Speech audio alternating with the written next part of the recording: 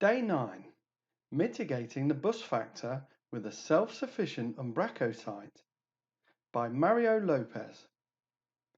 Bus factor is a measurement of the risk resulting from information and capabilities not being shared among team members, derived from the phrase, in case they get hit by a bus. Wikipedia. With the release of Umbraco 9, there have been some conversations around how easy and quick it is to start a new Umbraco site. There's even a video related to this. That's all pretty cool for the first person who sets up the site for a new project, but the reality is that the rest of the developers who will work on the project are more forgotten than the second page of Google.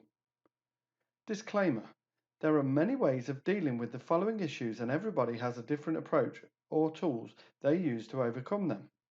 For example, you can store your secrets in different ways, even as environment variables. The goal of this article is to find the path of least friction.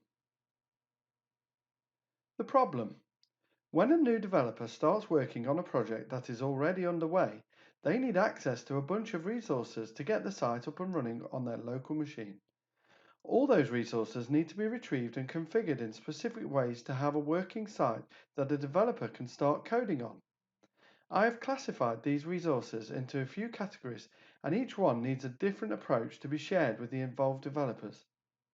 Code. Someone has to tell you where to find the code for your project. We can get around this. Database. The second most important resource on an Umbraco site is the database. Your site won't run without one. When you install a new site, one solution is to get a working database copy from one of the developers already working on the project. But what if they're not available? Do we have a second contact? We also need to be sure the database is up to date with the latest doc types and content. Media.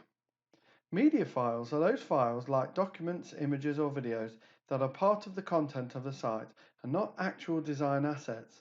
Because these files are not part of the solution and don't need to be source controlled, they shouldn't be included in the repository along with the rest of our code. Many times those files are missing when you install a project on your computer for the first time, and you need to ask a developer to give you the files in order to render the pages properly on your machine. Credentials. Another wall I sometimes hit on new projects is not having access to the back office for the first time. Sure, you can ask another developer, or you can even try to restore the admin password. The other option is to have a company-wide enterprise-level password management system. Secrets. What about other types of settings like API keys or passwords? Surely you are not storing those on the web.config and pushing them to the repo, right? Right? As you can see from the points above, there's a bottleneck here. We will always need someone to help us set up an existing project on our local machine. Making the site self-sufficient. The goal of this article is to find which collection of techniques and tools we can use to make a self-sufficient Umbraco site. SSUS, just because everything sounds cooler with acronyms. I'm going to define SSUS as a site that once we have the code, we can run it on our computer without the involvement of another person. Code. There are many services that offer source code repositories where you can upload your code. GitHub, Bitbucket, and GitLab are a few of the most commonly used. To access these services, you usually need a username and password, or you can use other types of credentials like SSH keys. The best way of accessing this without the help of others is having access to proper documentation that describes where and how to access the code. At Luminary, each project has a playbook and a dedicated Confluence page, which makes this easier for us. Database. Of course, the most basic solution to grab a copy of the database is getting someone to give you one, but there are some other techniques that can help us have a working database without having a backup. Unattended Install. Umbraco ships with one great feature called Unattended Install. When you configure and enable this option, the Umbraco site will install itself without stopping to ask for any details. These details can come pre-configured in the project's app settings JSON file or via environment variables. If the credentials are on the app settings file, it will be a good idea to modify them after the installation is done. Probably configuring these details as environment variables instead sounds like a more secure way. Take a look at the Umbraco docs to see all the available options when you create your project. This step, apart from installing a fresh new Umbraco database, will also create the admin user with the given credentials. This will effectively spare us from handing anyone to give us the credentials to log into the back office. Sweet. LocalDB. LocalDB is a lightweight SQL server that runs on a request instead of a service. This uses less of a computer's resources. I strongly recommend that you use this type of server instead of SQL Express, for example. As an added benefit, when you run the unattended install and use LocalDB, it will create the database on the fly for you automatically if it doesn't exist, so you don't need to create the database beforehand. Structure and content. At this point, we would have an empty database. We would need to restore all our site's data like doc types, data types, or content. To help us with this, we have chosen the amazing Usync. Usync can export all of our Umbraco content and data into files that we can push to our repo. It's out of the scope of this article to explain how to use Usync, but the website has some easy to follow instructions. Media. The best way I have found to share media items without relying on someone else is to use Azure Storage. Multiple developers running the same site can share the same Azure Storage account. To configure your site to use Azure Storage, you can follow these instructions. Having the media in a shared location frees us from having to include them in our repositories or sharing zip files with other people. Secrets. With the previous steps, you should be able to get a site up and running. This is true if you don't have any external integrations, but we all know this is not normally the case. Our sites most of the time have external dependencies like keys, passwords, or any other secure dependency you can think of. These types of secrets shouldn't be stored in our repositories. Even if our repos are private, there is always a risk of someone getting access to them and all the information about our sites. Azure Vault.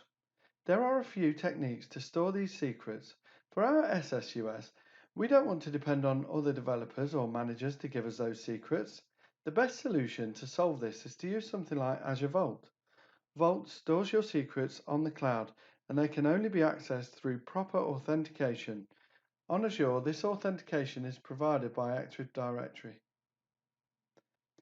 At Luminary, this is very convenient, as we have all our internal resources protected by AD, so having access to a shared Azure Vault is a no-brainer. In our case, we would create a vault for our project and store all the secrets in it. Then we would give read and write access to the AD team that is going to work on the project. This way, any users belonging to that team would have access to the secrets straight away. In order for our site to grab those secrets, either from our local machine or from a web app, we need to configure it in a certain way that will make it run in both environments. Creating the Key Vault. First, you will need to create a Key Vault in Azure. Once you have that, you will need to create your secrets in there.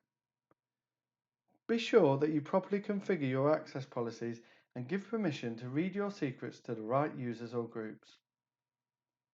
Managed Identities. The recommended way of accessing protected Azure resources is using Managed Identities. Managed Identities allows a source resource access to a target resource without needing to use any credentials. When you have your vault protected with Managed Identities, your app will try to authenticate using your Visual Studio account if you're running the app for development, or a system managed or user managed identity if you're running the app from a different environment, like a web app. I'm going to show you quickly how to set up your local environment to connect to a protected key vault. There are more in-depth tutorials out there, but this should give you the main steps to start off. Creating the managed identity. There are two types of managed identity. System assigned, which belongs to a resource, for example the web app, but it cannot be used to authenticate any other resource. This is deleted if the web app is removed. User assigned, can be shared between different resources, for example the web app and an Azure function.